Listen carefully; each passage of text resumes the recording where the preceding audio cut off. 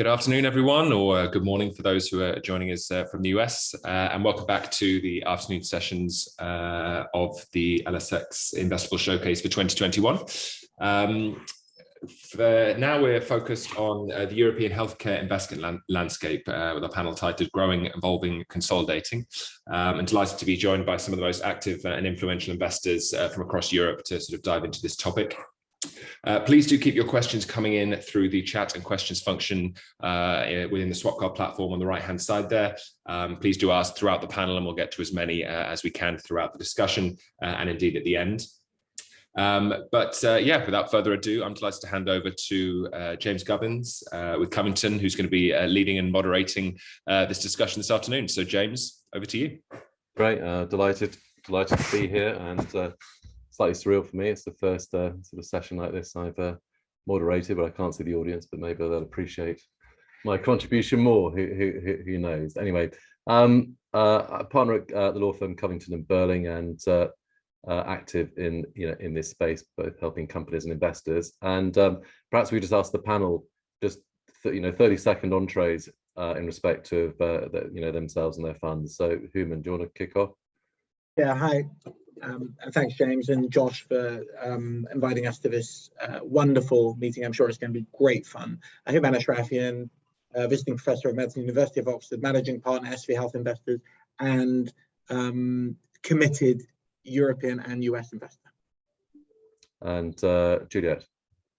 Yes, thank you, James. Very nice to be here. So Juliette Audet, I'm a partner at Forbion, and we're one of the large biotech VC investors we're based in Europe, but we invest also in the US and in Europe, and also very committed to Europe. And Bonnie? Yes, a pleasure to be on the panel. I'm a principal at a new life science VC fund called Monograph. This is a transatlantic fund. We have offices based in San Francisco and London. I recently had the first close in June and now actively investing. And at Monograph, we do think that Europe's healthcare investment is a very compelling opportunity and evolving to become transatlantic.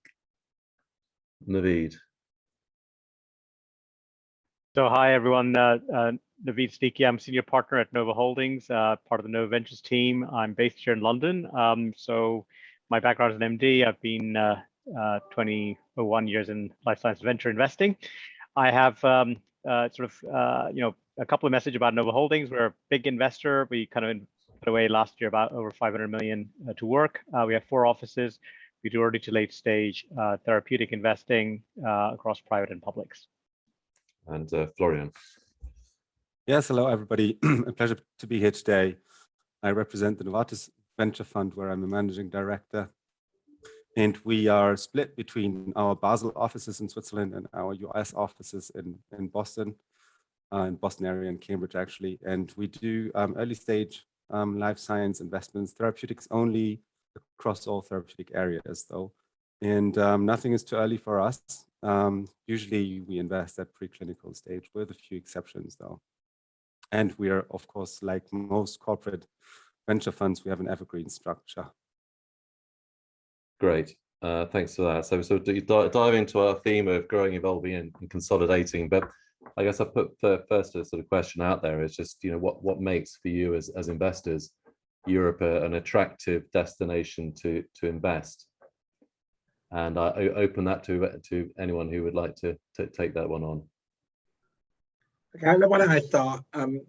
Unusual for a change. I think we often frame this as Europe versus elsewhere, and I just want to start by saying we, as Juliette's already said, we embrace the world, we invest everywhere.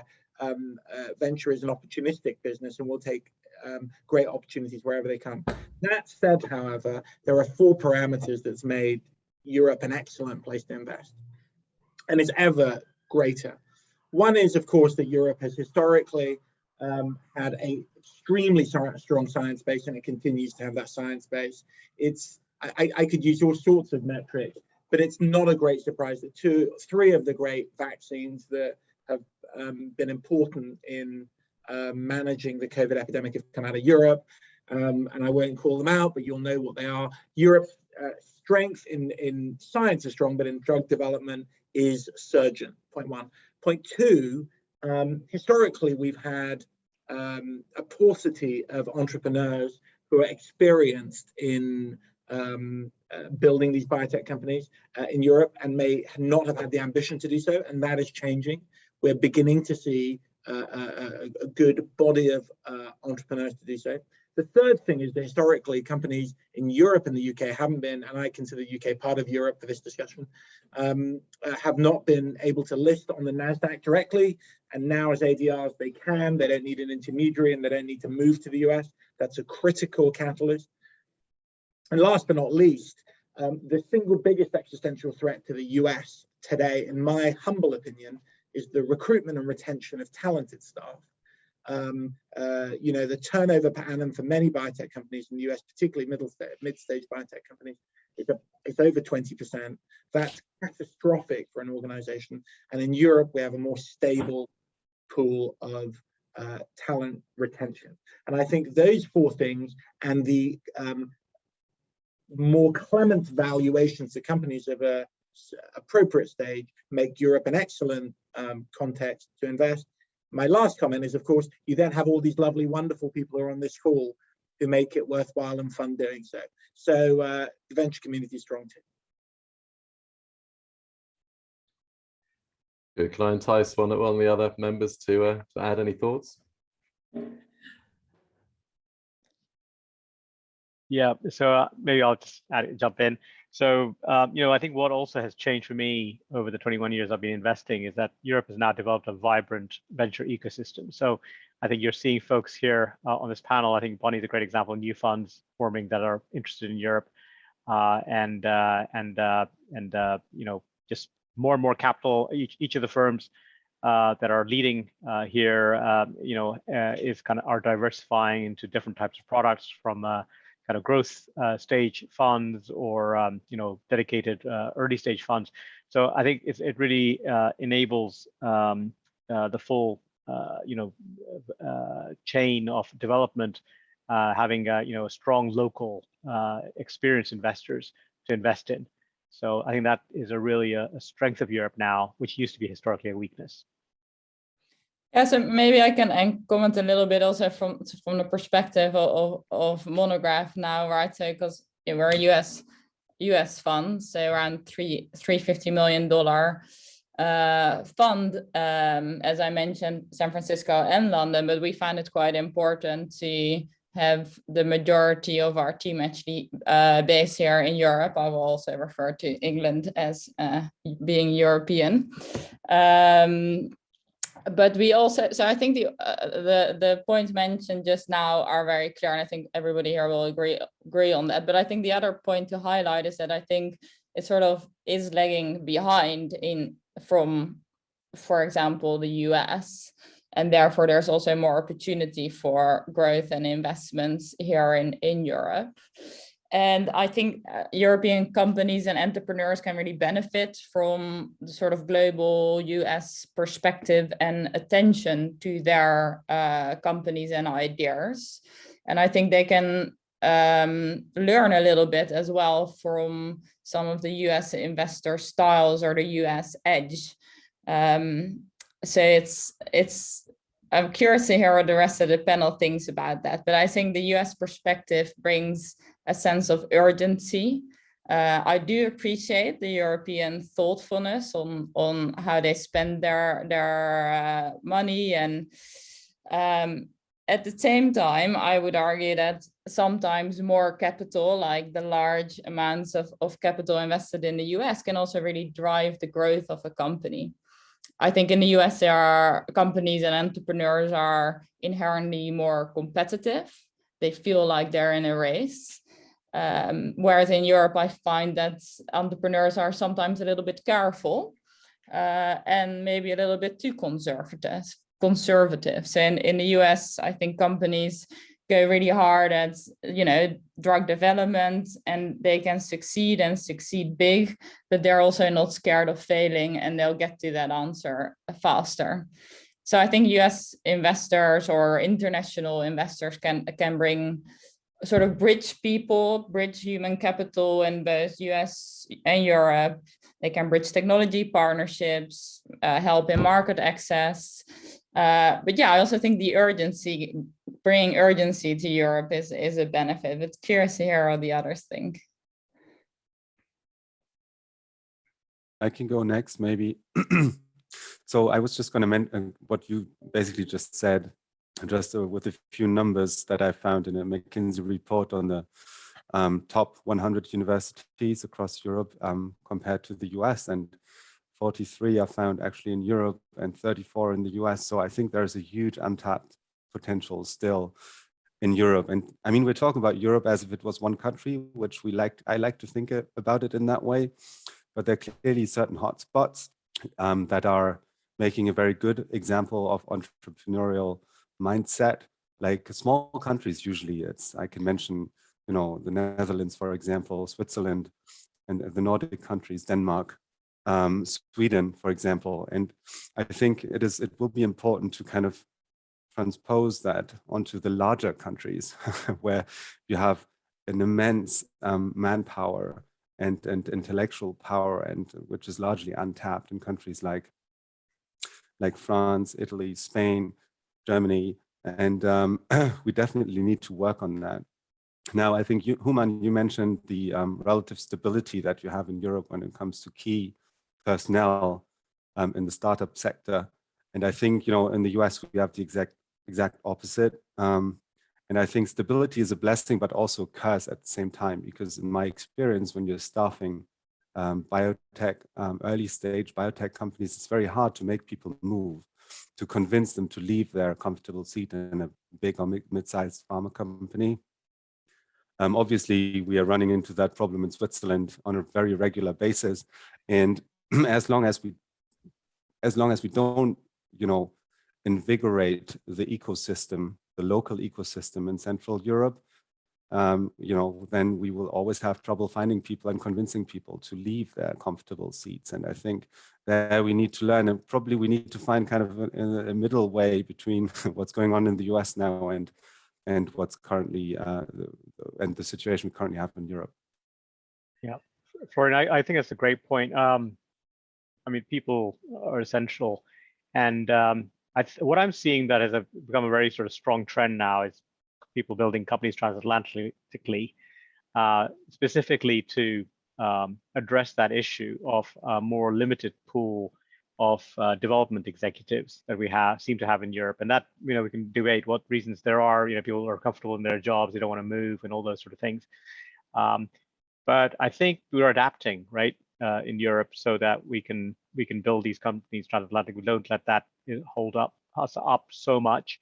I think it's a loss for Europe if we don't build that sort of group of talented individuals or serial entrepreneurs who kind of been homegrown and been successful here and based here, because that creates a little of a weakness for us here. But and it is, as you say, super competitive in the US, and we're then into that, as Houman said, into that sort of rat race where we have people regularly changing roles. So I think we do need to grow our homegrown talent, encourage more networks, encourage people to kind of get into venture, take the risk, jump in and dive in and do more, because there's a lot of opportunity for the right sort of people here.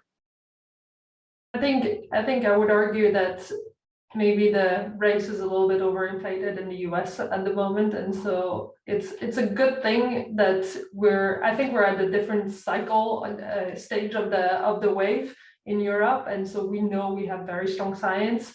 I would hope that we can actually maybe take a little bit of a different path so that we don't have to get to a 20% turnover in every company that we have.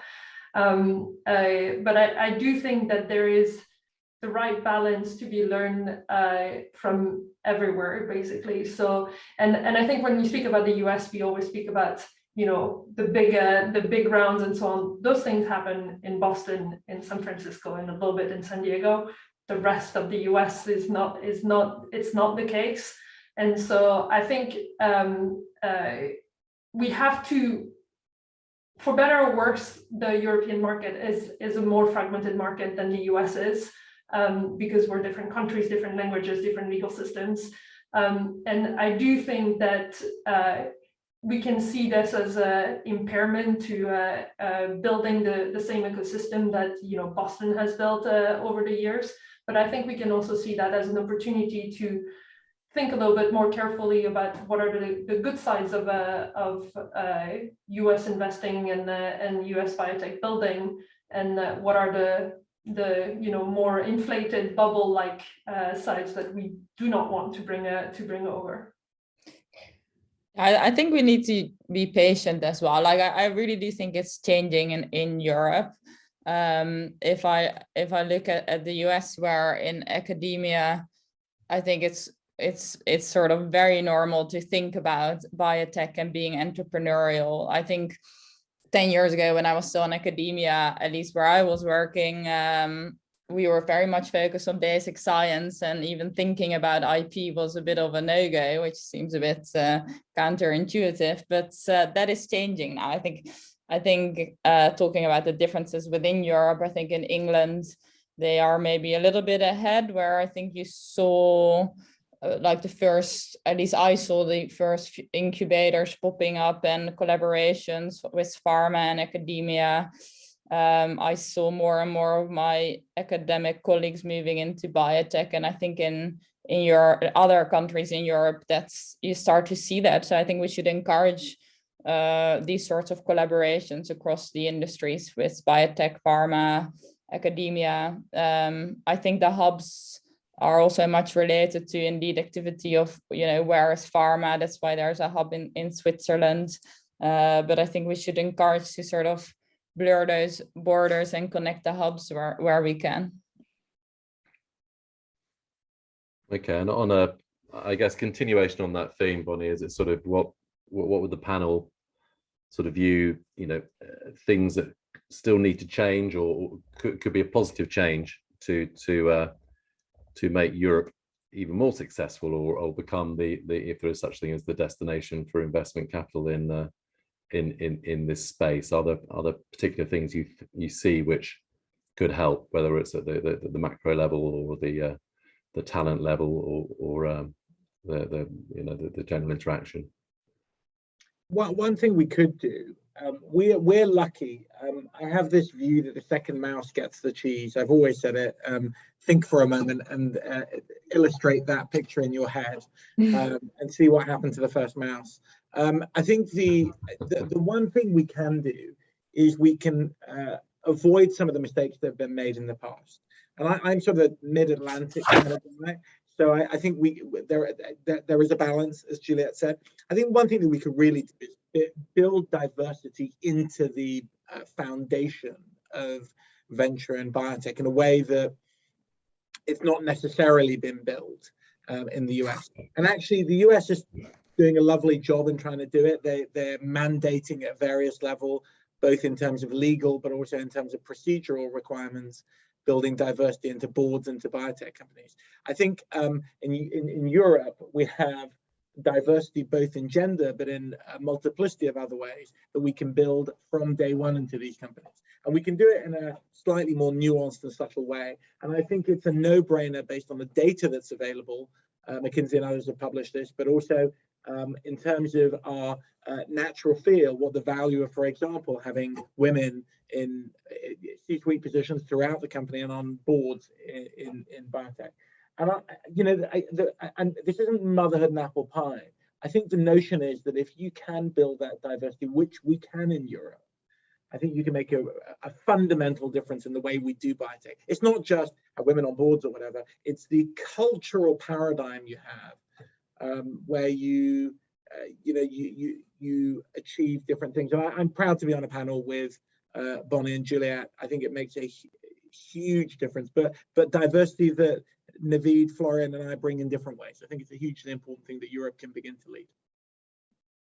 Well, thanks for highlighting the diversity and also explaining it's diversity is not only the sort of visible diversity. So I do believe, first of all, when looking at investment opportunities, I think we at least I do, we look at the companies that create fundamental value, right? And I think if you on the topic of diversity, then necessarily first, even if you support diversity, then first look at the company and look what visible diversity do I see here. I do really believe in the diversity of thoughts, and I think it's therefore really important to realize that comes in many ways, as you highlighted.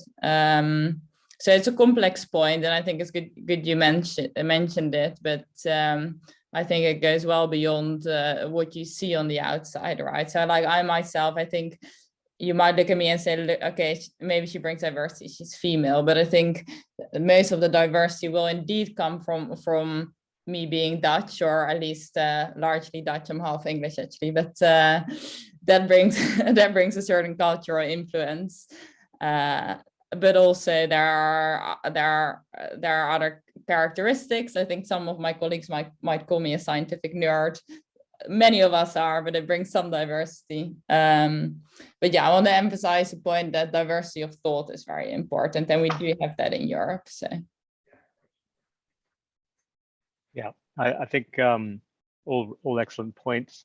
I think we need to be careful that it's not just at the management level that we're asking for diversity. I think we need it also at the board level here in Europe, and pushing that forward, that agenda forward, to make sure that we have, as you say, Bonnie, sort of diversity of thought, skill sets, as well as the important goals about female male ratios, as well as other broader diversity, whether it's sort of sexuality or race or ethnicity, etc., is also fairly represented on the board, because I think we have a fair amount of work still to do on that front, and it's no way where it should be.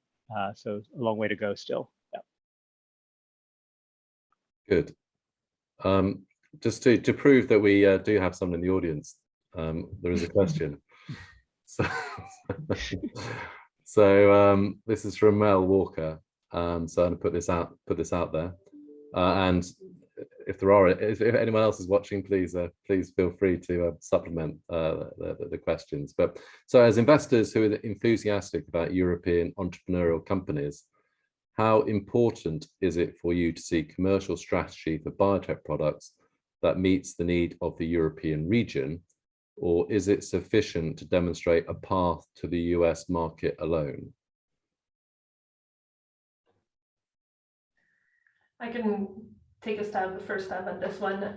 So I will give a first very unspecific answer, is it depends, but to be a little bit more precise, I think when we're looking at later stage assets, Europe is taking more and more of an important a critical part of the commercial case, especially with all the pricing elements that are happening in government in the US. So I will say, is Europe alone okay? Yes. Is US alone okay? Yes. It really depends on the commercial case. So I think we see more and more some companies that come to us with assets that do not have China rights, for example, or have exclusively China rights. So I would say the regional impact is really depending on, first, obviously, do we believe in the science? Is it going to make a difference for the patients? And then is there a path to market in whichever region it is? So now, being European investors, usually it's true that if the companies are founded in Europe and we invest in Europe, it's true that very often those companies will have their European rights. And so this is obviously something that's going to be important in our evaluation of the case. The US still remains, for now, the driver of most commercial value. So this is something that is it absolute necessity for every single investment that we make? I would say no, but it makes the case more difficult because the US is a value driver. Yeah, I guess when you think about it, I mean, I've just been thinking about this a little bit, and if you think about a novel transformational therapy, I don't see why this would only need to be assessed for the European context. I think this, if it's potentially good product in Europe, it should also be good product in the US. In most cases, that will apply, I guess, right? And yeah, if you think about commercial potential, no, you don't. The question was in part about the planning and how sophisticated a commercial plan needs to be for us to make an investment. And it doesn't, in my eyes, it doesn't need to be very sophisticated in the first instance, but we need to see the potential, around the world. I wouldn't even restrict that to any specific geography. And I think cases where something is only interesting in the EU or only in the US, that's already a bit tricky for me, to be honest. Anyone else on the panel, any thoughts on that, or we covered that one off? I think yeah, just to add to what Florian is saying, I agree. It's a bit tricky if it's just one region. Not impossible, but I think it makes it a bit tricky. Certainly, Europe is an important region, but we do have, we shouldn't duck them. There are significant pricing issues, access issues here, and we have to consider that for later stage products. For earlier stage, I think it's less critical to have that totally worked out. But I think for later stages, it is very critical. And what is the strategy? When do you get approved? What's your pricing assumptions? Because I think that's often a challenge for innovative advanced products, as we've seen with the failure of certain advanced products in the European market. So I think it is something that you should have a perspective on if you're speaking to investors as to what the European opportunity is, because people are interested to hear it.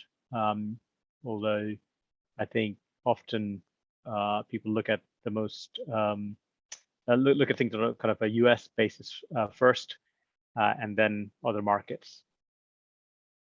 Okay. Also, maybe just to add one thing on the access and pricing topic that you just raised, Naveed. I think also, and we've seen that recently with 2 announcements from the NHS doing very innovative pricing deals with first inclisiran, so from the Novartis, and now with EQRx, where it's basically volume deals rather than price deals. And so I think this is also something that maybe Europe can bring to the table, where we can be a little bit more innovative in the way we approach pricing and we approach access, and that can be quite significant value driver for companies. So I'm actually looking forward for Europe to take a little bit of a bigger space on this side and be innovative in the way they're approaching pricing and access and reimbursement for those drugs, which I think might take a little bit longer in the US to get there. Maybe as a final remark to state the obvious, I think it's also just a nice reminder that it doesn't really matter how early stage you are as a company, it's really, I think, useful and valuable to, from a very early stage, think about your commercial strategy, whether it is European or a US strategy. Yeah, I just add as a slightly divergent point, but it's kind of related. I think in the US, and they all usually just focus on the US market, when I see management teams present, even early stage companies, they have a very good, or they tend to have, I won't say they all have, they tend to have a very clear articulation of the commercial opportunity and the competitive environment, and how value creation de-risking will occur based on data they need to generate to be competitive with the existing data that's out there and the commercial profiles and the clinical profiles of advanced products. I find that a little bit weaker in Europe. And the articulation of the story in a clear way is sometimes lacking. And it comes back to sort of having a good sense of your product in its commercial context and clinical commercial context and competitive context. And I would urge that, if you're thinking about reaching out to investors, that you really, really sharpen this piece up, because this is what gets ultimately people understanding that we are dealing with a team who understands how to develop this product in its eventual clinical and commercial context. Good. So I think maybe it's a continuation, of that theme, but we touched on a lot of the interaction between Europe and the US, whether that's the eventual marketing, sales, products, etc. I guess a question for when you are investing in European-based companies, how important do you think it is that you're even at relatively early stage European companies look to set up a US base or a US subsidiary? And if that's the case, well, what stage should a company look to the US to do that? Is that linked to the to recruitment of talent? Is that linked to the eventual exit? We'll say an exit, but a potential IPO or whatever the story may be. What's the driver really? I think we seem to be seeing that an awful lot more with European companies going quite early to set up a US, the Boston presence. Maybe just a small addition here is that I think, at least to partially answer the question, I think the earlier the better, but it doesn't necessarily mean going to the US, but just to add some of that US or international influence. And I think it all comes back to everything we discussed so far, and it's also maybe it's a cultural diversity, or I think what Naveed just said is exactly what I meant with the US edge or competitiveness or urgency. So I don't think it necessarily has to mean that a company has to have a subsidiary in the US, but I think working with somebody who has the international network and experience and resources can benefit a European company from the very early stages. I think to me it comes down to access to public markets. And so I think the access to public markets, for better or for worse for the moment, is NASDAQ. And so then you have to walk your way back on how to best get access to the NASDAQ. And I think then the network is also going to be in the US, mostly with US investors, with US banks. And so I do think that walking your way backwards from there, you need to make yourself known and show your standing also on the US market. But then I think the other part of putting a subsidiary is also getting access to a broader talent pool. And I think the broader talent pool is also going to contribute to improving your standing overall and hopefully your success as a biotech.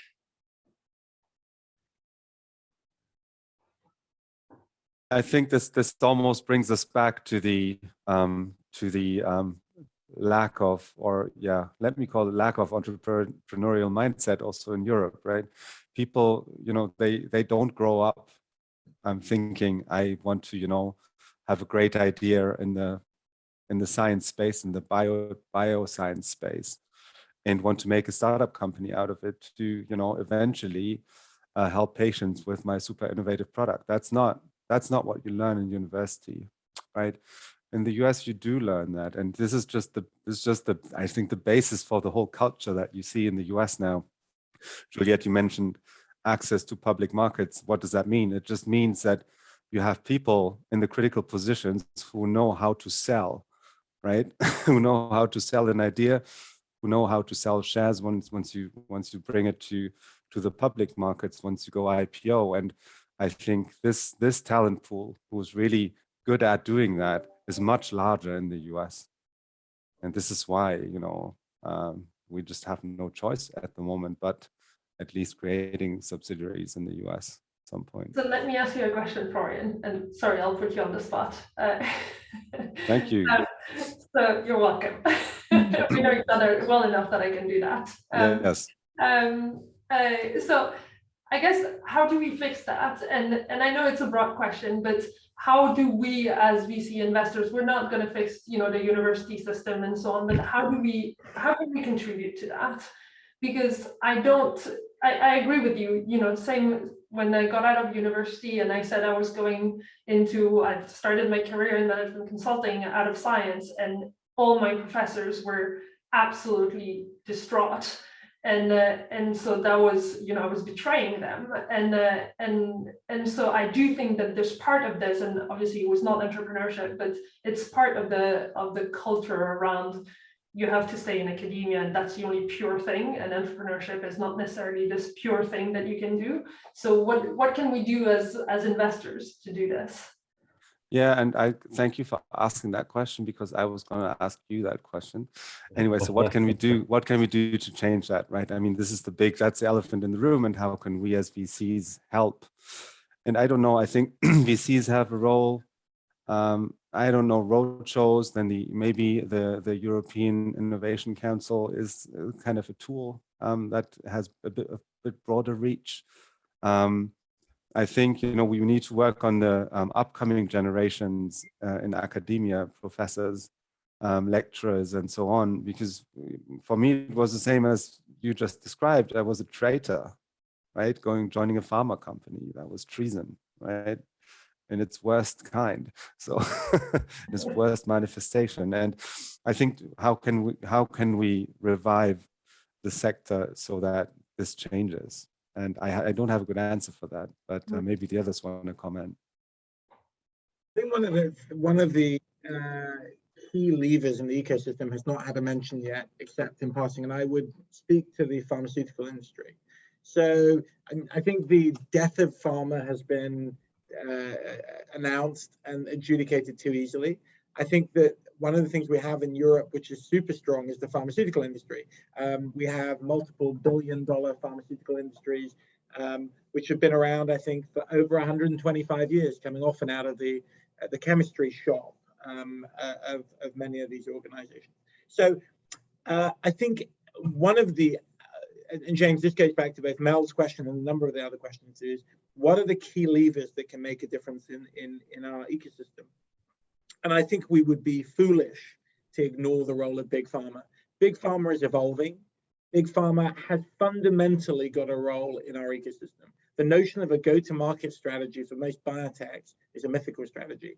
I'm going to make 2 points. One is to say, Bonnie, I could not agree with you more strongly, which is the notion that because we have a molecule that does X, we don't really need to think about its commercial shape and its TPP, is what has led many biotech companies to go to the wall.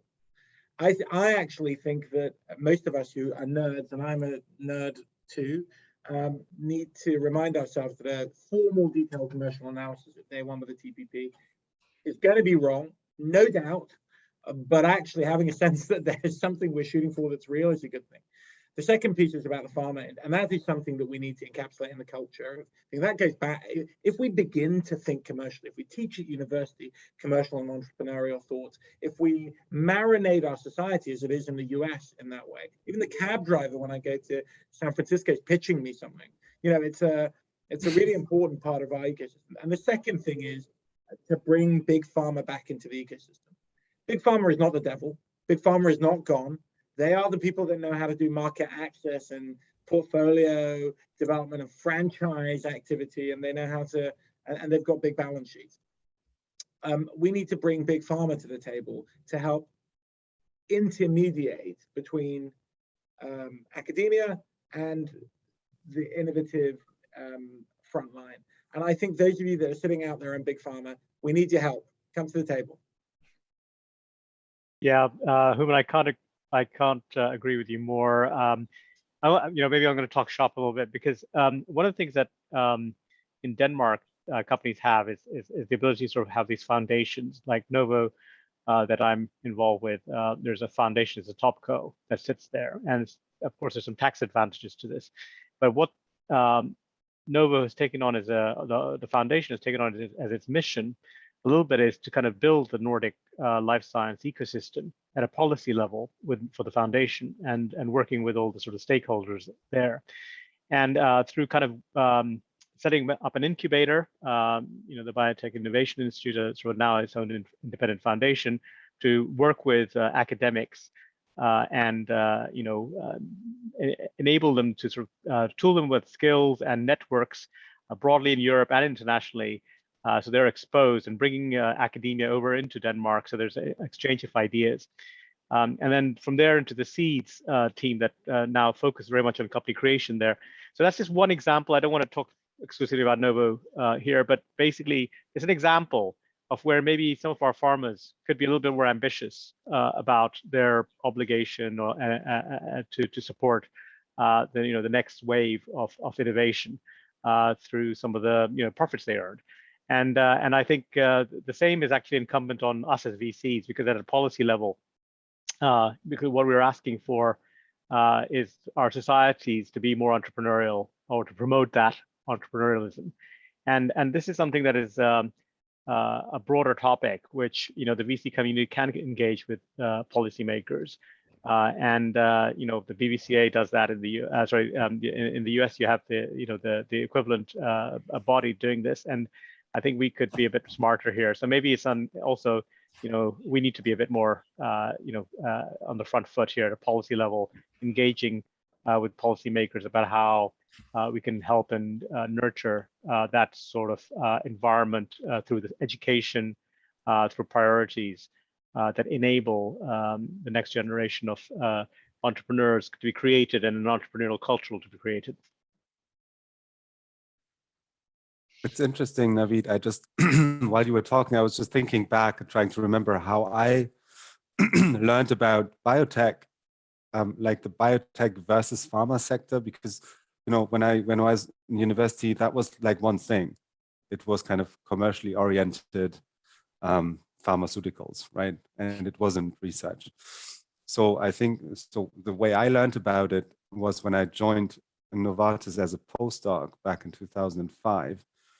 We had so-called career days where career options and potential career paths were kind of presented by very diverse set of professionals. Someone from McKinsey, someone from a pharma company, from a different one, someone from not research but the development side. Then there was a patent lawyer, and there was someone running a VC in Basel at the time. And actually, that was the way kind of I even got sensitized to that topic at all. That's the way I learned about it.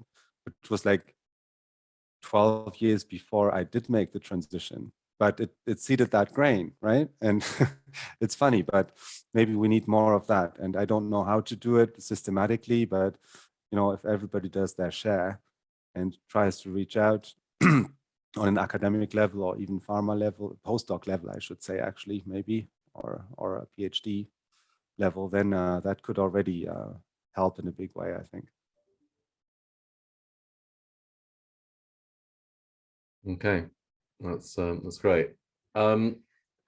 Just taking things on a slightly different tangent, I guess.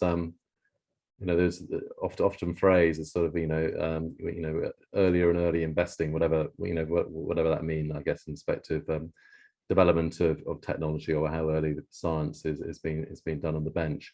For you as seasoned investors, how early will you go in deploying capital? Of course, Naveed, I know sort of Novo Seeds is particularly focused on perhaps through grants and the rest, sort of giving scientists the opportunity to get projects going. So perhaps that Naveed's got perhaps an unfair advantage on this particular bit, but welcome thoughts on the panel. And of course, I guess it's the context of seeing more capital generally around, and perhaps large amounts of capital on a tranche basis being potentially put to work with deals in Europe, which early stage deals, which historically perhaps wouldn't have been done in Europe. But welcome the panel's thoughts on that.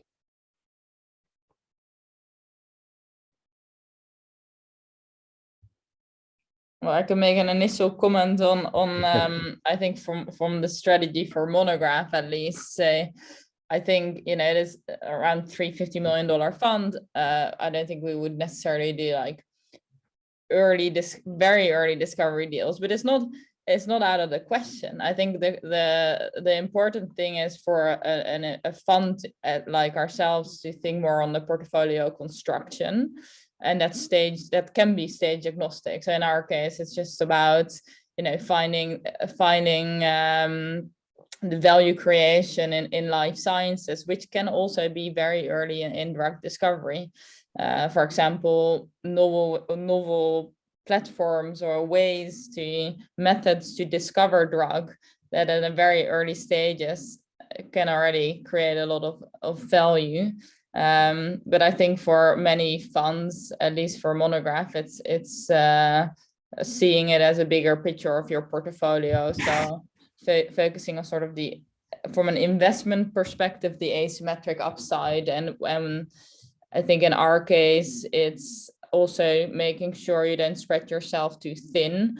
So we would do 10 to 15 investments and very conscious of how we divide our time with that, so we can work closely with the entrepreneurs. And I guess maybe that's a second question for the panel is how do you view these very big funds that are now being raised in Europe? And is it just pouring in the capital, or are they also still able to actually support their companies?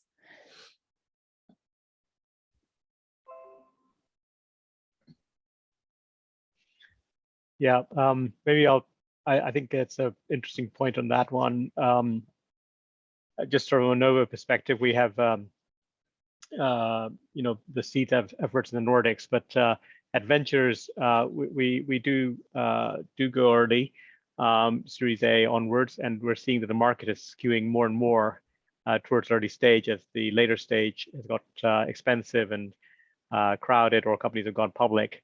So generally we see the whole ecosystem, both Europe and US, steering earlier and earlier for that, and we're part of it. And so we are directly investing in Series A and B.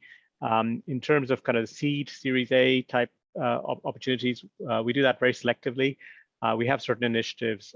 We've got a pre-seed initiative with the Broad in Boston, which is a $25 million initiative with them, where we're husbanding these things earlier, or we have made direct investment in some partners who are very good at this in Europe and in the US, funds where we've become LPs and invested there to form our closer collaborations at the seed Series A stage. So that's our strategy in this.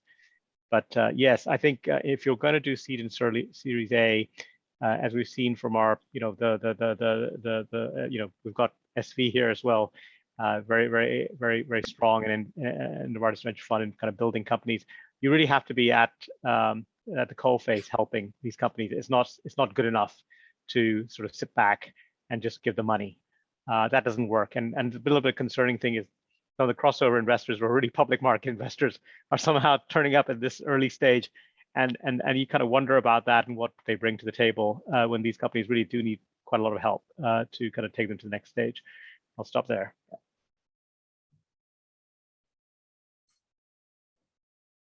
Yeah, I couldn't agree more, Naveed. When we see those really big investors, and this is something that we see in the market, and I'm sure you see that as well, where a number of deals get full before they have a lead, and that's very often because there's a quick look that's given. It's an interesting company, and the funds need to deploy all the capital they have raised. So they say, we'll participate, we'll put 20, 30, 40 million check, but we can't lead.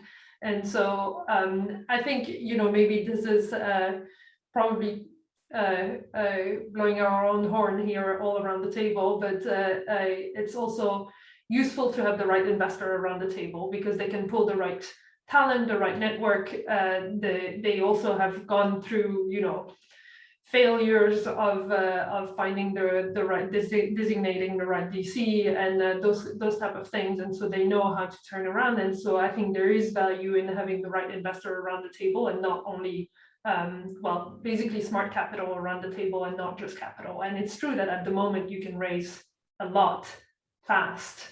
So I would encourage the entrepreneurs that are listening to us to also think about who they bring around the table in terms of fund and value added to your company. I guess one way of getting compensated for doing all the work, but being a smaller investor is to be requesting founder shares, right?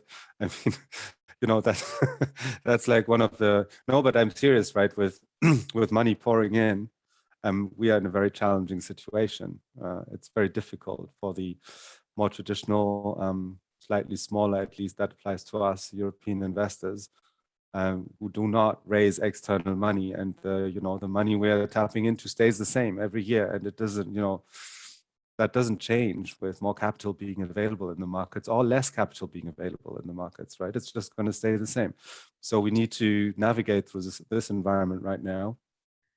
It's very tricky, and we somehow need to wait for this to kind of normalize a little bit, right?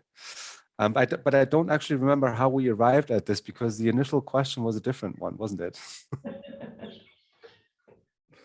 That's a sign of a good answer, I guess, if we've moved on. I think we're probably moving to the last question as we're getting towards the end of our time. But again, sort of back to just I guess, you know, exits, or where really sort of the purpose of investing in your companies.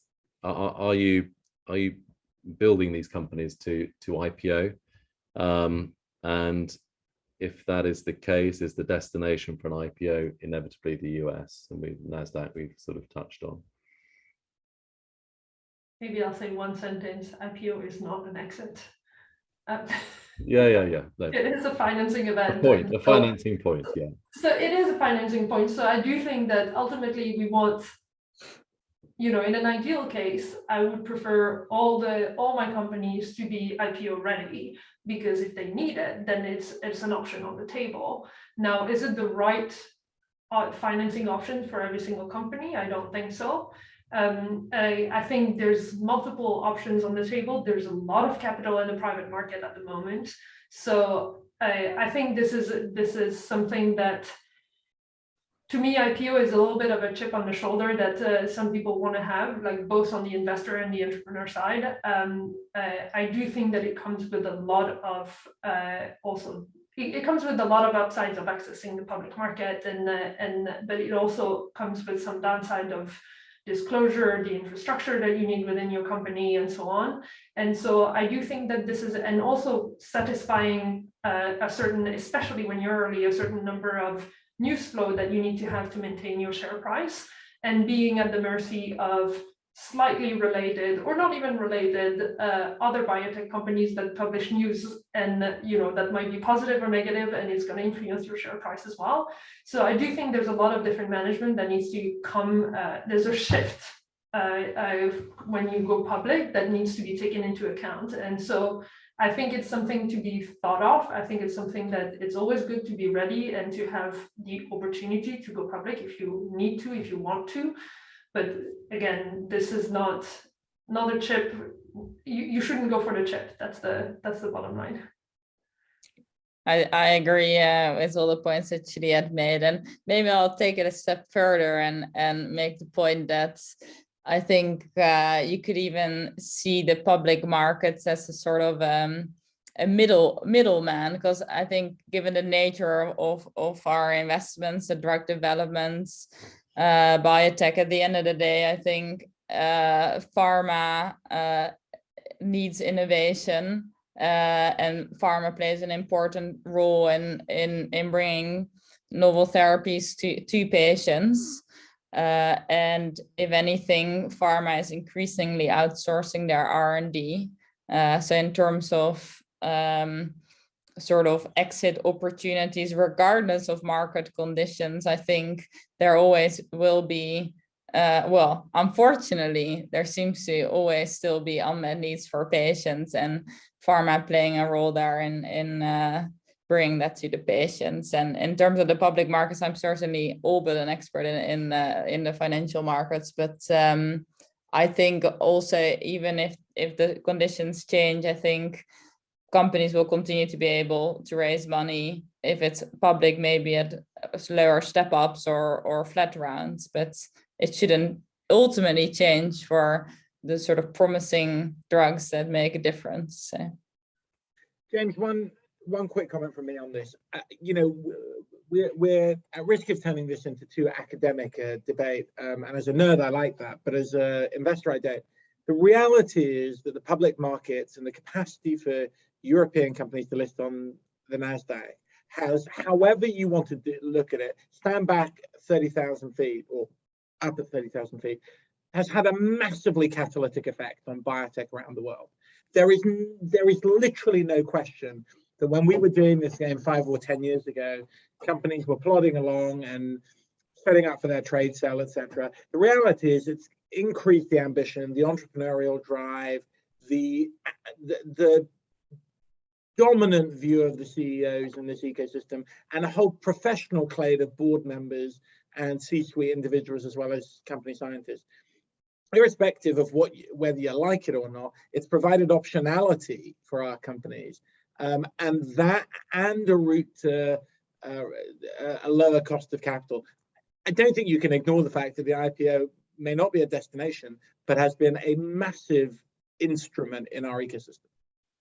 On the flip side, Houman, it is, if you look at the current financings that you sometimes see at Series A and Series B, IPO is actually the only track, right? Because otherwise you will not be able to make any money with that. If you've got a post-money valuation at Series B, which is, let's say, 1 to 2 years prior to candidate selection, so maybe 3-4 years before entering the clinic, and you're already at $300 million post, have fun with that, right?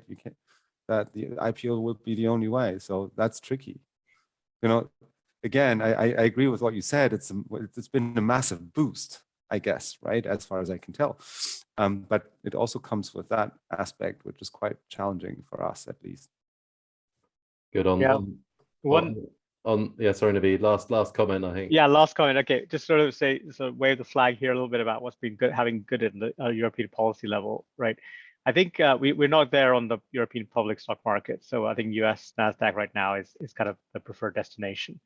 But I think what I have seen is that the IF and others have kind of been supporting later stage funds, the growth of European later stage funds that can carry companies forward where there are sizable funds that are coming through. And in case the IPO market, the US NASDAQ IPO market, because these are markets, for some reason became much cooler. We saw a bit of that this year. For Europe, it's good that we have more and more later stage funds available who can take these companies forward and move forward. So I think we're getting it right at a policy level, because it's almost policy driven as well, how this capital is being deployed, that this is filling a market failure that has existed here for later stage funds. So I think this is a good development. Right, Naveed, thank you. Right, I think I'll hand back to Josh now. I think he's magically appeared on screen. Fantastic, thanks, James.